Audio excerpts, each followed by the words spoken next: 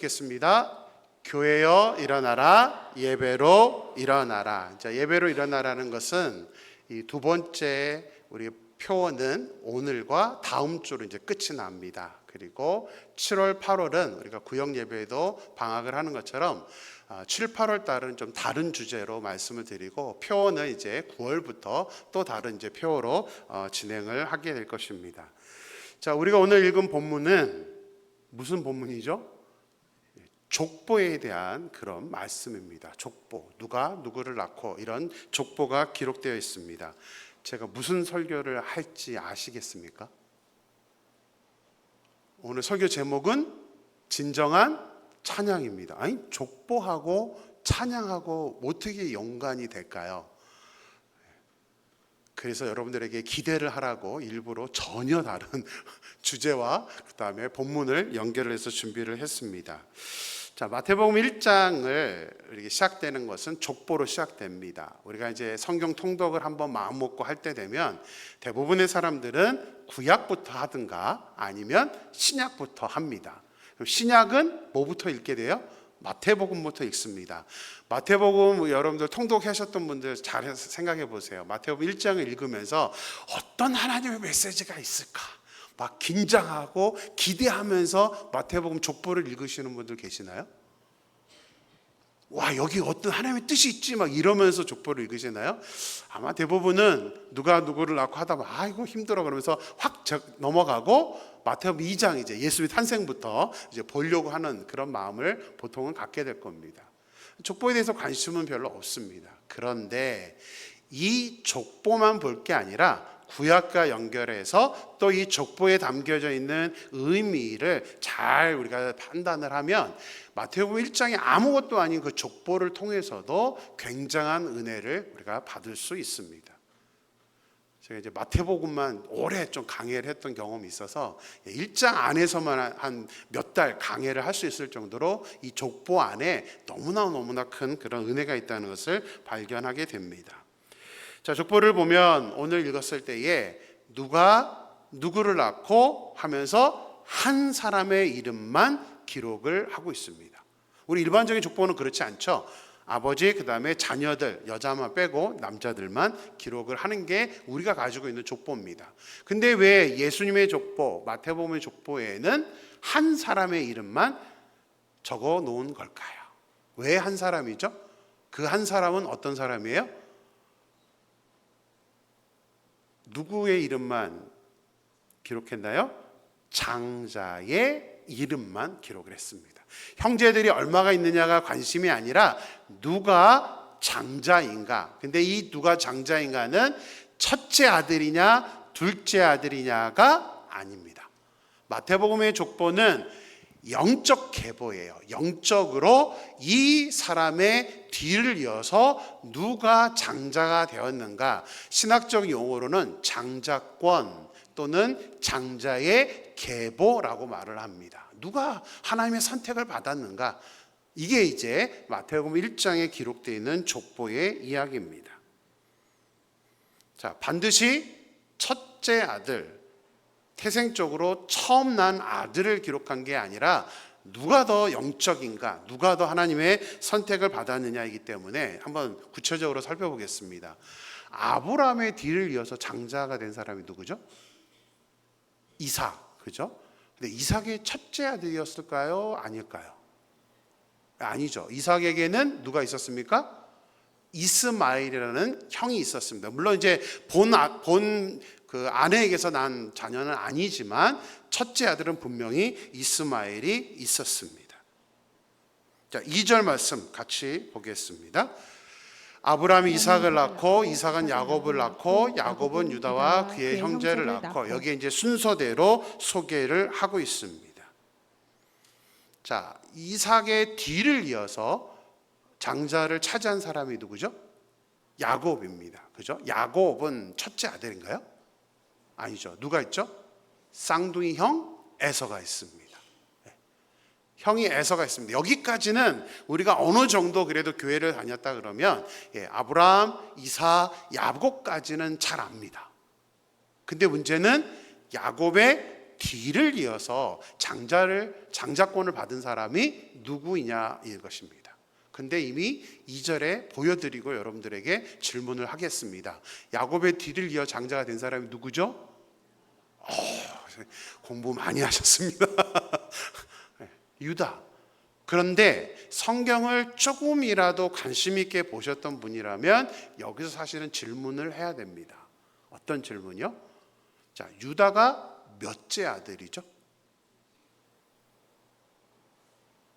이건 제가 친절하게 안 보여드려서 몇째 아들이죠? 남의 아들이니까 또 몰라도 상관없죠. 몇째 아들이요? 넷째 아들입니다.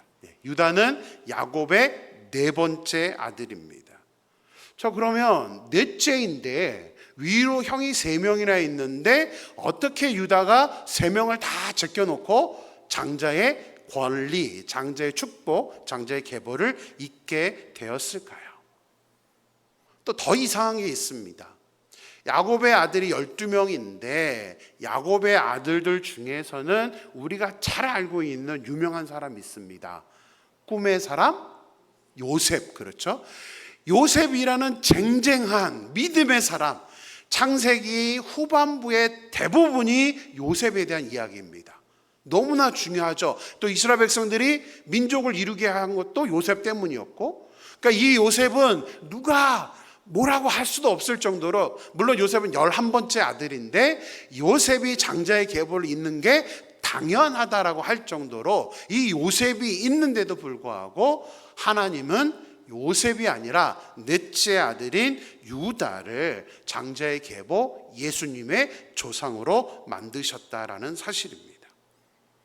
이 믿음의 계보, 이 영적인 계보는 태어난 순서가 중요한 것이 아니라 하나님의 선택이 중요합니다. 하나님께서 다 정하시는 겁니다. 그런데 그렇다고 해서 하나님이 아무나 선택하시는 것은 아닙니다. 우리 이게 선택의 기준을 보면 하나님이 거의 대부분은 누구를 선택하냐면 믿음이 있는 사람, 영적으로 리더가 될 만한 사람들을 하나님께서 선택을 하셨습니다.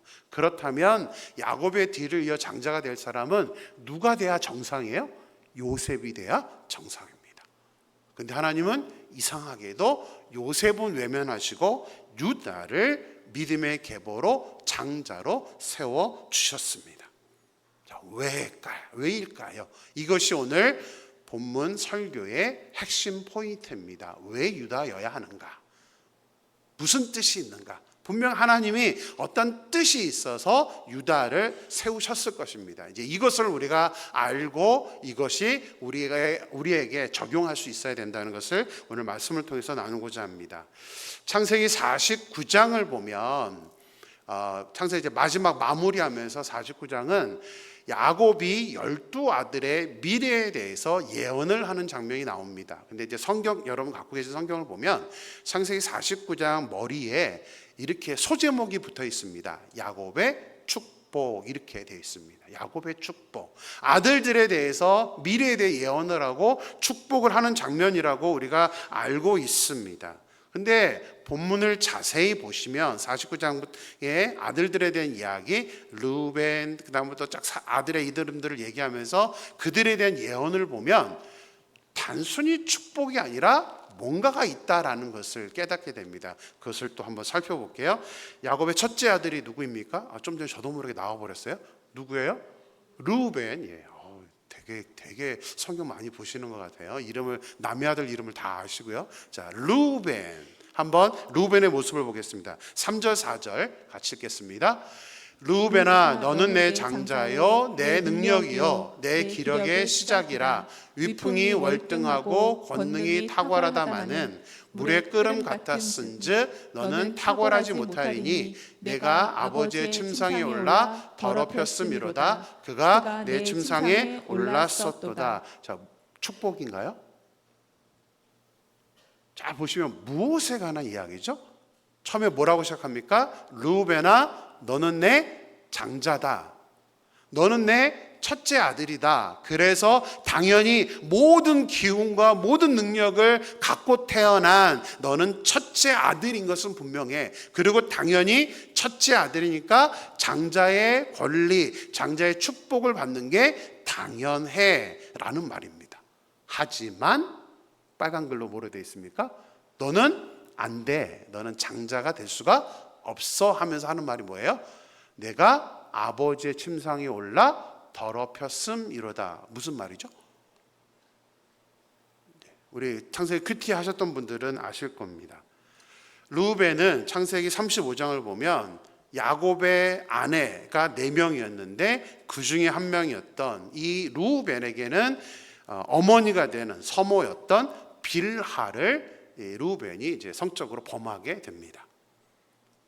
그것 때문에 하나님은 르우벤이 너는 장자가 될 수 없다라고 지금 창세기 49장에서 선포를 하고 있는 것입니다. 자, 첫째는 그렇고요. 둘째와 셋째는 동시에 나옵니다. 둘째 이름이 뭐죠? 첫째까지는 제가 가르쳐 드렸는데 둘째는 시므온, 셋째는 레위입니다. 시므온과 레위에 대해서는 한꺼번에 설명이 되고 있습니다. 우리 5절 말씀 같이 읽겠습니다. 5절 말씀입니다. 시몬과 레위는 형제요, 그들의 칼은 폭력의 도구로다. 예, 그들의 칼은 폭력의 도구로다. 너희들은 형제이긴 한데 다 잘라버리고 너희들도 뭐는 될 수 없어. 장자를 될 수는 없다. 왜냐하면 너희의 칼은 폭력의 도구다라고 설명을 하고 있습니다. 무슨 설명이죠? 폭력의 도구다. 시몬과 레위는 어떤 일을 했죠? 자기 누이 디나의 일 때문에 세겜 사람들을 할례, 하나님의 백성이 되는 할례를 이용해서 전부 죽여버렸습니다. 그래서 지금 야곱은 또 성경은 너희들의 칼은 폭력의 도구다. 너희는 폭력적인 사람이야. 그래서 하나님께서 너희를 장자로 세우지 않는 거야 라고 설명을 하고 있습니다. 자, 여기까지 보면 야곱의 아들들에 대한 축복인가요? 아닙니다. 장자권에 대한 얘기를 하고 있는 것입니다. 그럼 이제 중요한 거는 우리의 관심사인 넷째 유다입니다. 왜 하나님은 유다를 장자의 계보를 잇게 하셨을까? 저 청년 때 이거를 이렇게 본문을 연구하면서 굉장히 많이 도전도 되고 질문도 하면서 이제 그렇게 공부를 했던 기억이 납니다. 그래서 제가 한번 창세기를 쭉 살펴봤어요. 유다가 장자의 계보를 이을 만한 사람인가? 그래서 이미 우리 창세기 큐티할 때 공부하셨던 분들은, 새벽마다 보셨던 분들은 아실 겁니다. 유다에 대한 이야기는 창세기에 가장 크게 2번 나옵니다. 뭐 몇 번째 나오기도 하지만 크게 비중을 두고 유다에 대한 이야기 나오는 게, 첫 번째는 뭐냐면 요셉을 죽이려고 했었을 때에 나옵니다. 유다가 어떻게 하냐면 죽이지 말고 상인들에게 팔자 할 때 유다가 처음 등장을 합니다. 자, 여러분 질문 드릴게요. 동생을 죽이지 말고 상인에게 팔자라는 게 장자권을 받을 만한 믿음의 모습인가요? 여러분 같으면 그 유다를 선택하시겠습니까? 뭐 살렸다 그러면 뭐 조금 한번, 그리고 그래도 요셉과는 이게 비교가 안 되잖아요.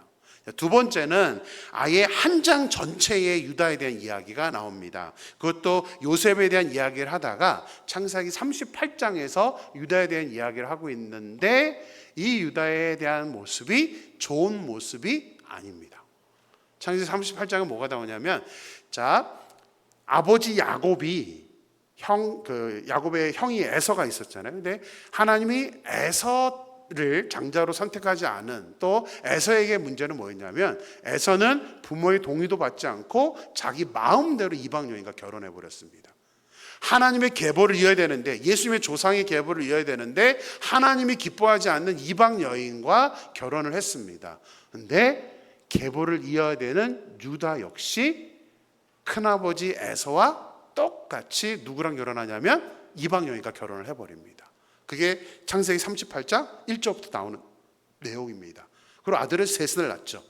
그리고 며느리를 맞이합니다. 첫째 아들의 며느리 다말이라는 여인을 맞이하게 됩니다. 그런데 다 아들들이 이방 여인과의 사이에서 태어난 아들이다 보니까 하나님을 온전히 믿지 못했습니다.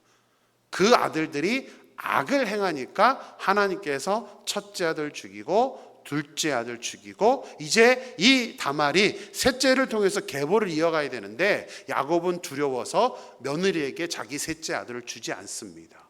그러니까 이제 다말이 머리를 쓰죠. 어떻게 머리를 쓰냐면 유다가 양털을 깎은 축제에 가니까 다말이 몸 파는 여인으로 변장을 해서 가서 이 유다와의 사이에서 아이를 낳습니다. 그게 베레스와 세라입니다.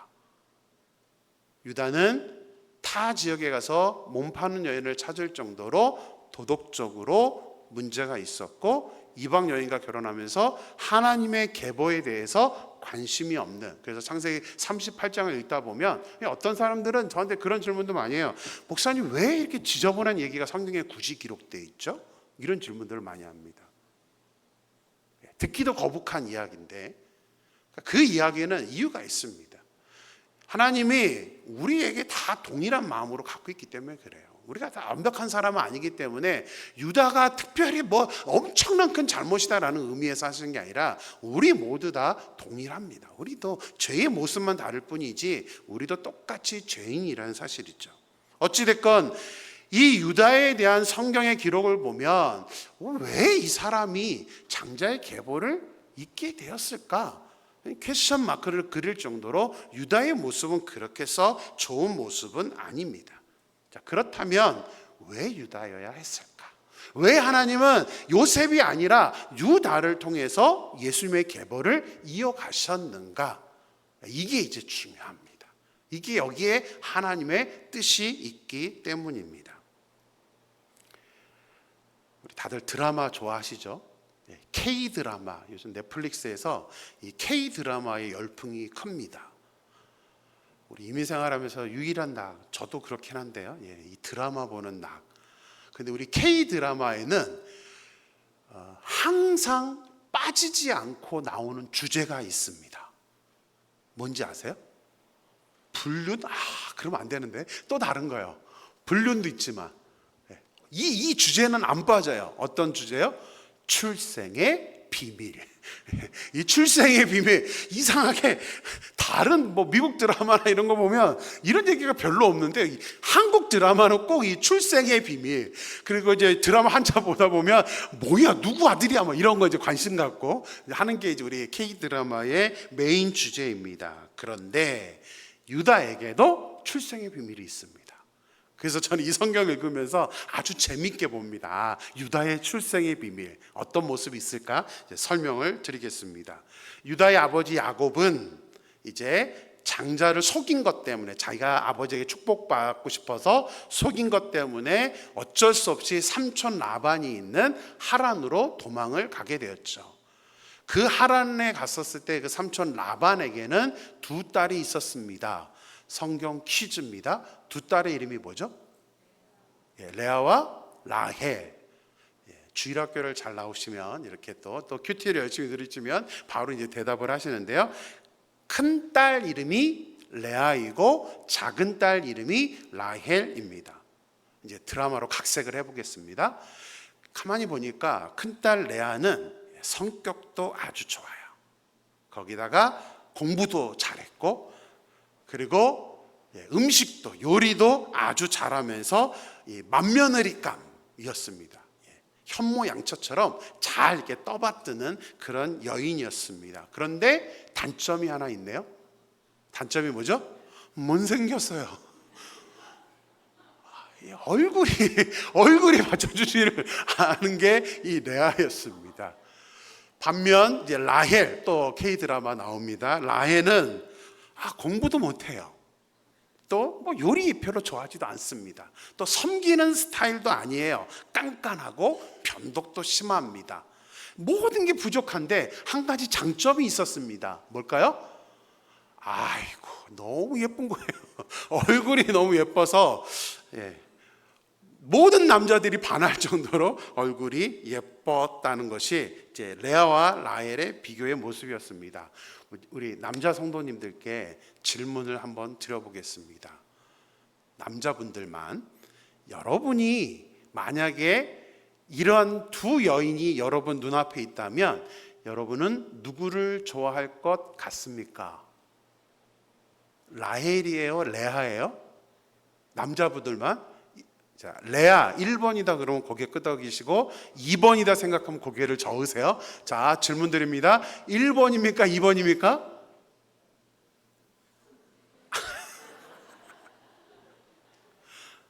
준서가 1번이야, 2번이야?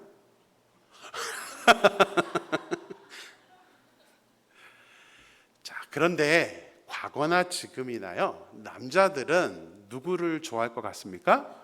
라헬을 좋아합니다. 이 예쁜 여자에게 마음을 뺏기는 것은 이것은 뭐 인류 역사 속에 너무나 당연하게 나타나는 모습입니다. 예쁜 여자에게 남자들은 맥을 못 춥니다. 근데 재밌게도요, 제가 캐나다에서는 아직 뭐 캐나다 사람들과 많이 만나고 접촉을 한 적이 없는데, 이제 미국에 있을 때 미국 사람들의 이름을 보면 여자의 이름 중에 레아를 이름으로 하는 사람을 아직까지 단 한 번도 만난 적이 없습니다. 근데 라헬의 이름은 굉장히 많이 만납니다. 라헬의 영어 이름이 뭔지 아세요? 라헬의 영어 이름이 뭔지 아세요? 레이첼. 레이첼이라는 이름은 아주 흔하게, 저희 딸의 친구들도 레이첼이 있고 그럽니다. 레아, 리아, 이 이름이 아직도 한 명도 만나본 적이 없습니다. 그 이야기는 뭐예요? 미국 사람들이 자기 딸 이름을 지을 때도 모는 아니었으면 좋겠는 거예요. 레아처럼 못생긴 사람은 아니었으면 좋겠는 마음이 있어서 레이첼처럼 이뻤으면 좋겠다. 성격 필요 없어. 예뻤으면 좋겠어 하면서 이름을 레이첼로 지은 것 같습니다. 그래서 사람들은 남녀를 불문하고 예쁜 거를 좋아하는구나 라는 저는 생각을 하게 되었습니다. 야곱도 레아를 좋아한 게 아니라 라헬을 좋아했고 라헬과 결혼을 하고 싶어 했습니다. 근데 이 레아와 라헬의 아버지 라반이 가만히 보니까 이제 다 허락하고 결혼도 했어요. 특히 이제 라헬을 위해서 야곱은 7년이란 기간을 무임금으로 노동을 해줬거든요. 참 야곱도 순종파죠. 예쁜 아내를 얻기 위해서 7년 동안 그렇게 수고를 했습니다. 그리고 드디어 결혼식이 되었습니다. 근데 라반이 보니까 레아가 저 얼굴로는 결혼하기 힘들 것 같으니까 결혼식 날 저녁에 라헬을 빼고 그 텐트 안에 누구를 넣어요? 레아를 넣습니다. 잘 생각해 보세요. 그렇게 얼굴 예뻐서 7년 동안이나 무임금으로 노동을 했던 그 야곱이 그 밤에 자기 옆에 누운 사람이 레아인지 라헬인지를 알았어요? 몰랐어요? 몰랐어요. 얼굴 예쁜 거는 죄송합니다. 밤에는 아무렇지도 않습니다. 모릅니다. 알지를 못합니다. 그런데도 우리 남자들은 예쁜 여자를 좋아합니다. 지금 남자분들이 저를 눈으로 욕을 하시는 것 같아요. 저는 그렇지 않은데 하면서. 저만 그런가요? 저도 아내를 처음 만났을 때에 우리 이제 청년들하고 앞으로 이제 7월 달에 세미나를 한번 해줄 건데, 제가 열심히 하나님께 이 대학교 때 공부하면서 강의했던 게 있습니다. 절대 첫눈에 반하면 안 돼. 이렇게 강의를 제가 했었습니다. 근데 제 아내를 소개팅으로 딱 만났는데 제 가르침은 다 날아가고 첫눈에 반해버렸습니다. 그래서 제가 하나님 저 여자면 안 될까요? 제가 그랬던 기억이 납니다. 그러니까 이게 어쩔 수 없이 이 외모에 빠지는 게 이제 일반적인 모습입니다. 그런데 야곱이 자기가 원했던 여인이 아니라 얼굴 못생긴 레아와 결혼을 하다 보니까 레아를 사랑했을까요? 관심을 가졌을까요? 안 가졌을까요? 남자의 이 못된 모습인데요, 안 같습니다. 그냥 외면하고 방치해 버립니다.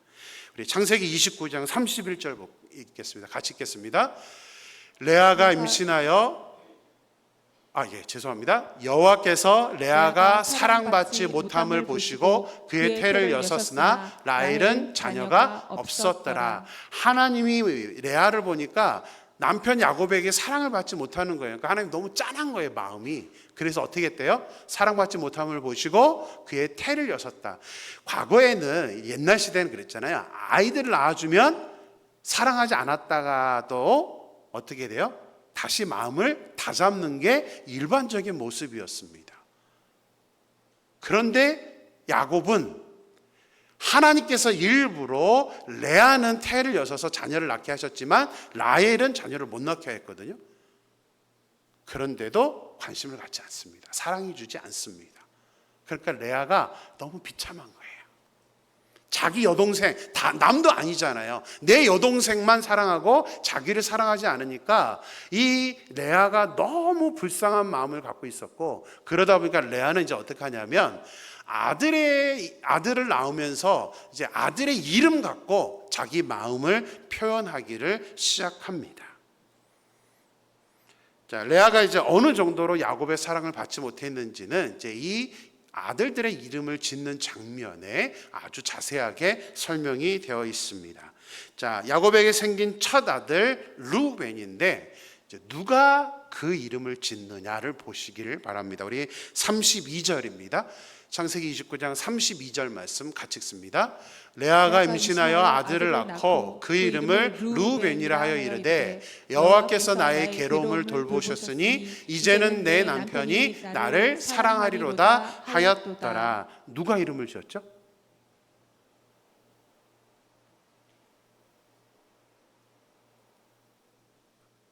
그냥 딱 나오잖아요. 레아가 임신한 아들을 낳고 그 이름 루벤이라 하여 이르되 누가 지은 거예요? 레아가 지은 거예요. 이스라엘은 우리나라랑 문화가 좀 비슷한 면이 많습니다. 우리 과거를 생각해 보시면 아이들의 이름을 누가 짓죠? 우리나라인 경우에 아버지가 짓거나 할아버지, 이제 대부분 이제 할아버지가 짓는 경우가 많았죠. 그렇게 이름을 짓는데 여자가 이름을 짓는 경우는 우리나라에도 없습니다. 이스라엘도 없습니다. 항상 아버지나 할아버지가 짓게 되는데 지금 첫 번째 아들 루벤은 레아가 직접 이름을 지었습니다. 루벤이라 이름을 지었는데 문자적인 뜻은 뭐냐면 보라 아들이라 라는 뜻이에요. 근데 성경은 친절하게 해설을 달아주었습니다. 루벤의 뜻이 뭐래요? 이거는 뭐냐면 레아가 어떤 마음으로 루벤을 지었는지를 설명해 주는 겁니다. 빨간 글씨만 보면 뭐라고 되어 있습니까? 여호와께서 나의 괴로움을 돌보셨으니 이제는 내 남편이 나를 사랑하리로다 라는 마음으로 보라 아들이야, 아들이라니까 하면서 지금 야곱에게 어필하는 거예요. 내 아들을 낳아줬잖아. 그렇게 첫째 이름을 내가 직접 짓게 됩니다. 얼마나 야곱의 사랑이 그리웠으면 아들의 이름을 이렇게 지었겠습니까? 근데 첫째만 낳은 게 아닙니다. 둘째를 낳았는데도 자, 어떤 모습이 있는지 보겠습니다. 33절입니다. 같이 읽습니다. 그가 다시 임신하여 아들을 낳고 이르되 여호와께서 내가 사랑받지 못함을 들으셨으므로 내게 이 아들도 주셨다 하고 그의 이름을 시므온이라 하였으며, 둘째도 레아가 이름을 짓는데 시므온은 들으셨다라는 문자적인 뜻인데 설명을 해주죠. 왜 레아가 시므온이라 지었는지. 여호와께서 내가 사랑받지 못함을 들으셨으므로 들으시고 내게 이 아들도 주셨도다. 이렇게 해서 둘째 이름을 짓게 됩니다. 둘째까지 나왔지만 야곱은 여전히 관심이 없습니다. 그러자 하나님은 또 셋째도 허락을 하셨습니다. 34절입니다. 같이 읽습니다. 그가 또 임신하여 아들을 낳고 이르되 내가 그에게 새 아들을 낳았으니 내 남편이 지금부터 나와 연합하려도 하고 그의 이름을 레위라 하였으며. 레위의 문자적인 뜻도 연합이라는 뜻입니다. 내가 3명까지 낳아줬으니까 이제는 야곱이 나와 연합하겠지라는 마음으로 레위라고 이름을 지은 것입니다. 제가 이제 손주가 있는 거 아시죠? 우리 손주의 한글 이름은 율인데 율만 이름이 있는 게 아니라 영어 이름도 있습니다. 이제 공식적으로는 이 영어 이름과 율이 같이 들어가 있는데 영어 이름으로는 이제 레위라는 이름을 지었습니다. 저희 딸과 사위가 이제 이름을 지었는데 저희 딸은 이거를 제가 가르친 적이 있어서 레위라는 이름의 뜻이 뭔지를 알고 저 스토리를 압니다. 그런데 리바이라고 딱 지어서 제가 농담으로 저희 딸한테 그렇게 질문했었습니다. 니네 둘이 사이가 안 좋구나.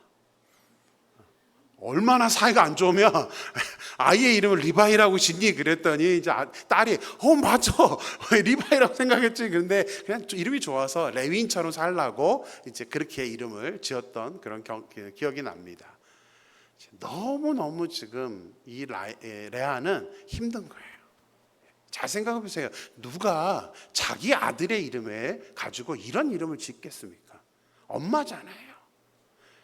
레위 역시 레아 역시 자기 아들을 좋은 이름, 축복된 이름을 지어주고 싶은 마음이 왜 없었겠습니까?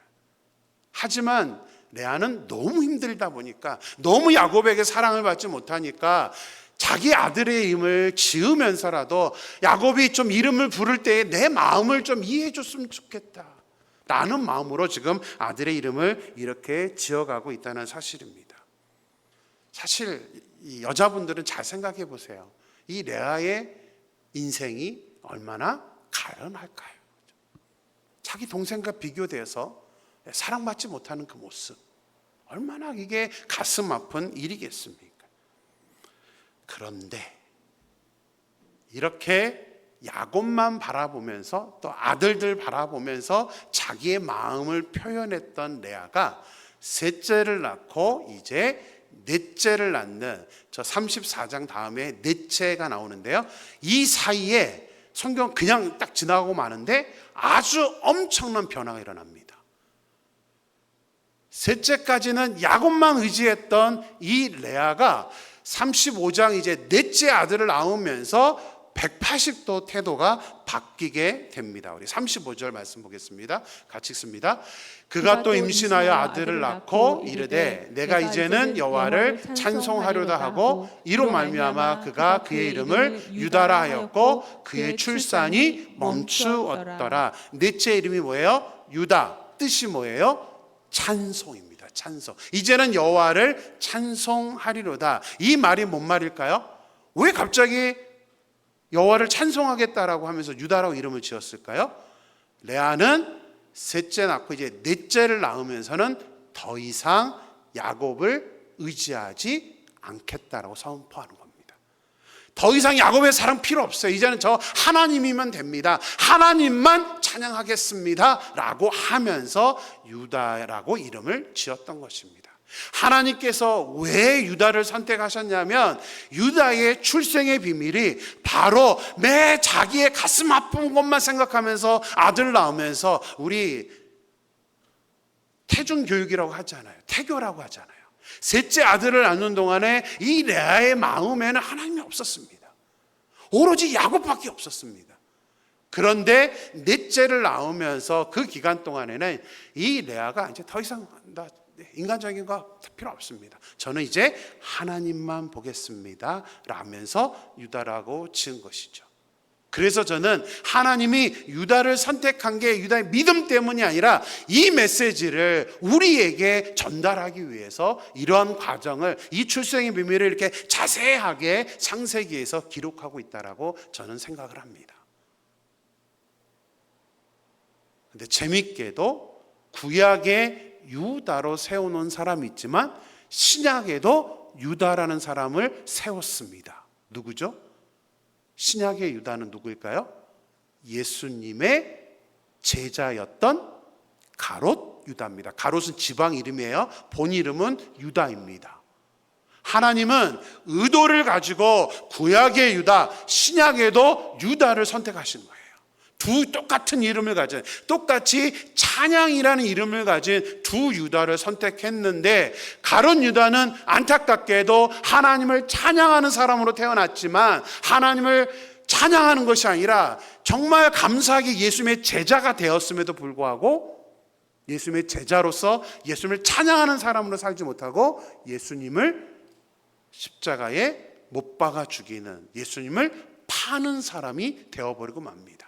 하나님은 똑같은 유다를 이렇게 정반대의 인생을 살게 하심으로 이 두 사람을 선택하시면서 우리에게 이제 메시지를 전달하는 겁니다. 왜 유다를 선택하셨느냐? 하나님은 지금 우리에게도 질문합니다. 여러분은 어떤 유다가 되고 싶습니까?